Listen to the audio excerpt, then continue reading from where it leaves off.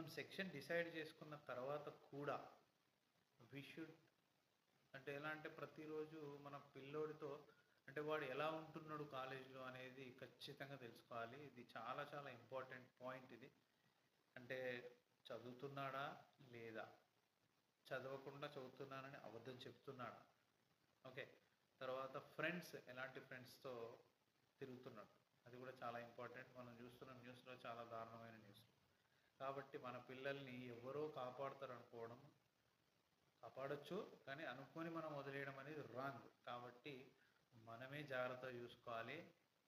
So, very important money మళ్ళీ సంపాదించుకోవచ్చు. కానీ టైంని, పిల్లల్ని, వాళ్ళ ఫ్యూచర్‌ని మనం సెట్ చేయలేము ఒక్కసారి రాంగ్ పోయిందంటే.